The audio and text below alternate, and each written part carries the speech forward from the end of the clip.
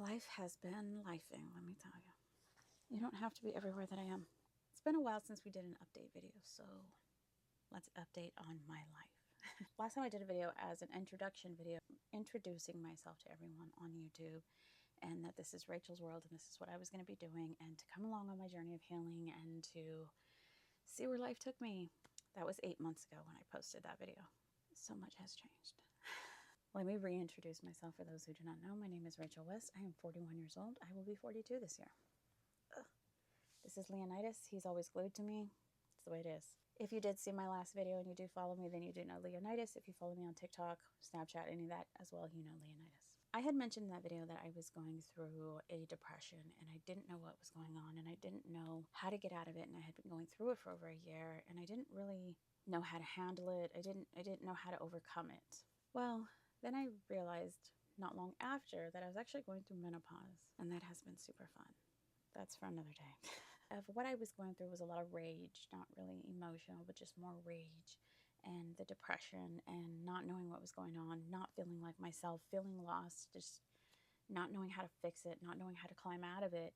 Once I realized what it was and I learned more about it, I've been able to control it, and I've been able to not stress about it, which was causing me to my head to just go a million places more because I didn't know what was wrong. And I really felt like, why am I feeling so sad and depressed all the time? And why am I feeling so angry all the time? And it's everybody here in this house and I don't know what's going on. Well, now that I know, it's a lot easier to have a handle on it, I guess you can say.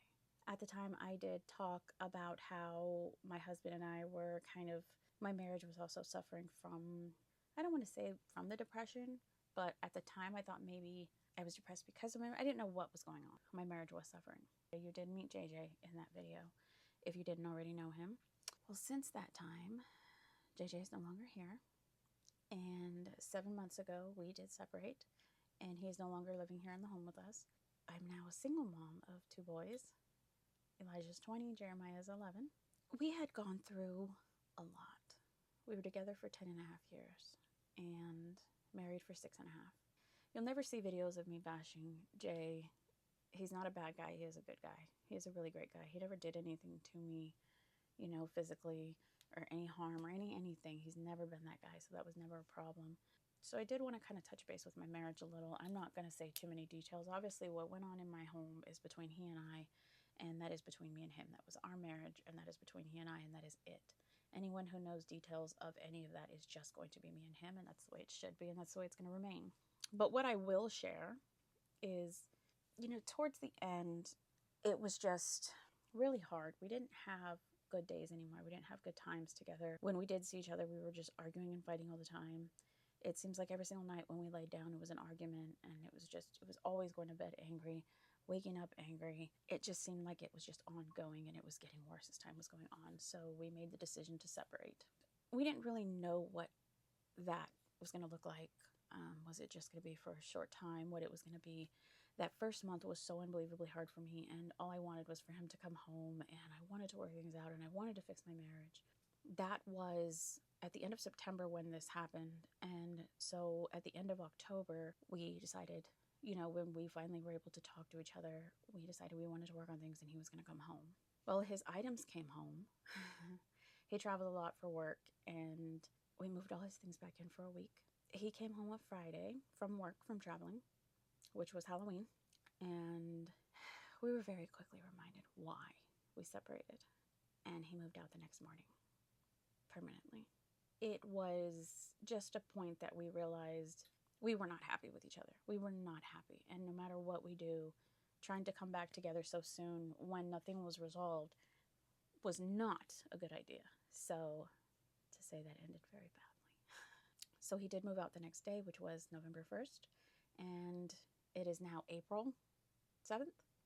At first, for me, I did want to work on my marriage. I did want to fix things, and the way I felt was we needed to stay apart, not to heal each other and make each other happy, but I need to heal me. I know I'm very well aware of what I was doing wrong. I'm very well aware of what my behavior was causing and what it was doing, but at the same time, I'm also very well aware that it was caused. I didn't just become this person, this monster. I was turned into this person. I hated who I was. I wasn't proud of it. I wasn't happy about it.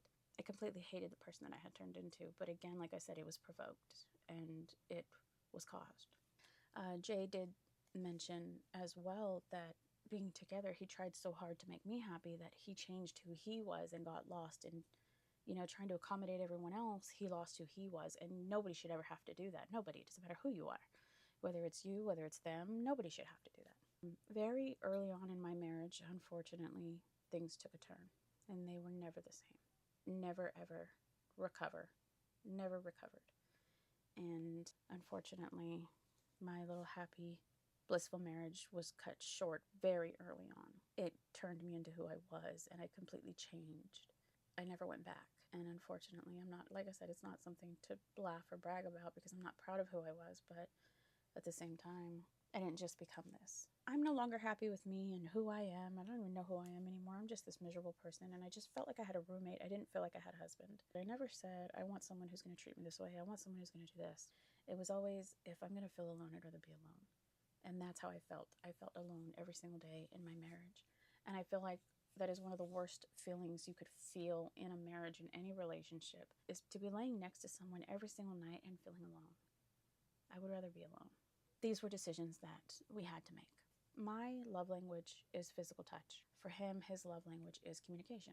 I felt invisible. I did not feel seen. I did not feel like a woman to this man. He didn't feel heard. Because I don't feel seen, I don't want to hear you.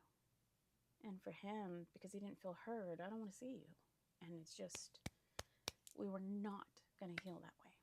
What I discovered is that I wanted us to try to figure out what we needed to change in ourselves, not blame the other person for what happened, but we need to heal ourselves. I can't make you happy. You have to make yourself happy first, and then we can try this again, and we can try with who we used to be, because that's who fell in love with each other, were those people. When you're in a relationship for so long and you both turn into these other people, it's not who you love anymore. I fell in love with that guy, not this guy. I don't know who you are. Same thing goes for both. Who I am is not anybody he would want to be with. The way I felt is, I honestly didn't think he liked anything about me. You can't stand me. You don't like me at all. You hate everything about me. Like, why are you here? So it was very much that back and forth. That first month of him leaving, I felt very alone. And I would come home from work every night and it would just be silent in here. And it was very hard. And I would cry a lot and I felt alone. But Leo was always here with me. And honest to God, I always say that if he was not with me, I don't think I would have got through my separation. And the only reason I did was because I had him every night laying here, cuddled up in this bed with me. And he got me through it, every single bit. It's because of him. Trying my hardest to heal. I think I healed too much. I think I healed too well. That silence turned into peace. And one day I came home from work and I sat here and I listened.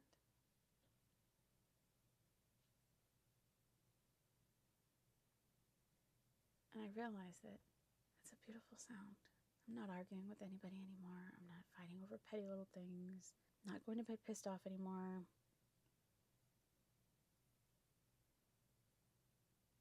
It's an amazing sound. And it just clicked. And I realized in that moment how much I absolutely love being alone. I don't want anyone in my life. I want to be alone. I am at peace by myself, and I have worked so hard to create my peace and my space. I honestly, at this point where I'm at, 7 months in, I could never see myself living with a man again. Any man. I could never see myself doing that again. I think I'm very happy being alone. Now, I'm not saying I never will. I don't know. I don't know what's to come. But where I'm at right now, I just could not see me sacrificing my peace to live with a man again. Like, this is all me, and I had to learn to go from a 2-income household to a 1-income household very quickly. And it was very hard. The struggle has been hard. It has not been easy at all. I'm not going to sit here and make it look like it's easy, because it's not. I'm working 60 hours a week at work just to get by and just to be able to afford to put food on the table and keep a roof over our head. TikTok Shop has helped so much, and one thing I did do is I slacked off big time doing TikTok Shop, and I need to get back into that, and I need to start giving it my all. But because I'm working so many hours at work, I'm working 12 hours a day, 5 days a week, it's so hard and it's not easy to do it. But unfortunately, that was where my income was coming from too. And to lose that has been a struggle as well, and I need to get back into that. Everyone who shops the links on TikTok Shop. You guys have no idea what you're doing for me and my family, and it may seem like nothing, and you may seem like someone's just trying to sell you stuff, but I give my honest reviews on things. If I don't stand behind it, you won't see a video for it. I'll take the hit. But if it's something I actually wanted to try, I think it would help me and my household. I think it would help a lot of people, especially, being older. I do get skincare and things like that do, to me, I feel like benefit. I will always give my honest opinion on things and tell you why I like it. Shopping the links helps my family. You guys are helping to put more food in my house, to keep my lights on. This kind of stuff is paying that. I live in California and it's not cheap here. And I'm struggling every single week to get by. But I'm trying my hardest. I still have a dream of doing YouTube. I still have a dream of doing everything because I want a better life for me and my kids. I would love to be a full-time content creator where I could quit my job and live with my kids, because I don't have dinner with my family in the evenings like a normal woman would, like a normal person would. I don't get to do any of that. I have to get ready soon and leave to work now, and I won't be home until late at night when everyone's asleep. So it is so hard to have to be the one to work so much and never be a part of their lives. I can't plan anything with them. I can't do anything with them. I would love to be able to just save up and take my son to Disneyland. I would love to be able to just do anything with them. And it's so hard and I'm struggling. But one day I'm telling myself that this is just something else that I'm going through. And that one day this is just going to be another story of something that I went through and something that I overcame. And we're going to come out on top of this. Everything's going to be okay. I'm really loving where my life is and what I'm doing, and I put a lot of time into redoing my workroom. If you do follow me on TikTok and you've seen that, I got to redo my workroom the way I wanted, and it's like a dream workroom. And unfortunately, because I'm working so many hours, it's hard that I can't go in there as much as I want. And when I am off, I'm so exhausted because of how much I work that I haven't. But we're going to get through this. I'm going to be in there more. I'm going to be working on more things. I am so unbelievably excited with the way my room came out, and I'm very excited for what I'm going to be doing in there and what's to come. I know I had set some goals last time of wanting to, again, do TikTok or do all these content creating YouTube, do all these things and have all these opportunities. So I do have those same goals as wanting to be a part of my family's life, because I'm not. I live to work, and it's a devastating way to live. I miss out on everything. I'm not a part of anything, but I don't have a choice. So I'm going to keep pushing through. I'm going to keep working harder. And I really hope that this takes off and that I don't want to be rich. I don't want a huge 2-story house. I don't want all these things. I just want to be able to be a part of my kid's life. That's all I want. I want to be a part of my family's life. I just want to be here is what I want. As far as how I'm doing amazing. I'm overworked. I'm exhausted. But other than that, for me, I am so unbelievably happy. I am at peace. I am.